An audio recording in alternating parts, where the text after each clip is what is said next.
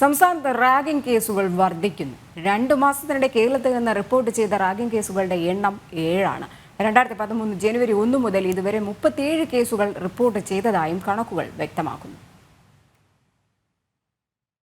Anti ragging programme monitoring agency centre for യൂത്തിന്റെ website കണക്കുകൾ അനുസരിച്ച് ഈ വർഷം രാജ്യത്താകെ റിപ്പോർട്ട് ചെയ്തിരിക്കുന്ന റാഗിംഗ് കേസുകൾ 140 എണ്ണമാണ്. കേരളത്തിൽ നിന്ന് 7 റാഗിംഗ് കേസുകളാണുള്ളത്. കേരള MG യൂണിവേഴ്സിറ്റികൾക്ക് കീഴിലുള്ള കോളേജുകളിലും റാഗിംഗ് നടന്നിട്ടുണ്ട്. പൂക്കോട് വെറ്റിനറി സർവകലാശാലയിൽ റാഗിങ്ങിന് വിധേയനായ വിദ്യാർത്ഥി സിദ്ധാർത്ഥിനെ ഹോസ്റ്റൽ ബാത്റൂമിൽ മരിച്ച നിലയിൽ കണ്ടെത്തിയതും ഇതിൽ ഉൾപ്പെടുത്തിയിട്ടുണ്ട്. കഴിഞ്ഞ വർഷം റാഗിങ്ങിന് രജിസ്റ്റർ ചെയ്തത് 964 കേസുകളാണ്. കേരളത്തിൽ നിന്ന് 30 കേസുകളും രജിസ്റ്റർ ചെയ്തു.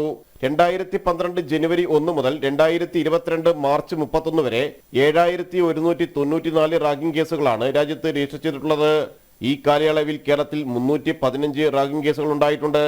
ഇതേസമയം കർണാടകയിൽ 270 കേസുകളും തമിഴ്നാട്ടിൽ 339 കേസുകളും പോണ്ടിച്ചേരിയിൽ 37 കേസുകളും ഉണ്ടായി. റാഗിംഗ് നിരോധന നിയമങ്ങൾ കർശനമായി ഉള്ളപ്പോഴാണ് വർദ്ധിക്കുന്ന റാഗിംഗ് കേസുകൾ. സിദ്ധാർത്ഥിന്റെ മരണത്തിൽ ആത്മഹത്യാ പ്രേരണ, മർദ്ദനം, റാഗിംഗ് നിരോധന നിയമം എന്നീ വകുപ്പുകളാണ് പ്രതികൾക്കെതിരെ ചുമത്തിയിട്ടുള്ളത്. കർശന നിയമ നടപടികളിലൂടെ മാത്രമേ റാഗിങ്ങിന്റെ പേരിലുള്ള ക്രൂരമായ ആക്രമണങ്ങളെ തടയാൻ കഴിയുകയുള്ളൂ. കലാലയങ്ങളിൽ പലതരത്തിലുള്ള അതിക്രമങ്ങൾക്ക് വിദ്യാർത്ഥികൾ വിധേയരാകുന്നുണ്ടെന്ന് കേന്ദ്ര സർക്കാർ പുറത്തുവിട്ടുള്ള കണക്കുകൾ തന്നെ വ്യക്തമാക്കുന്നു. ജനം, കൊച്ചി.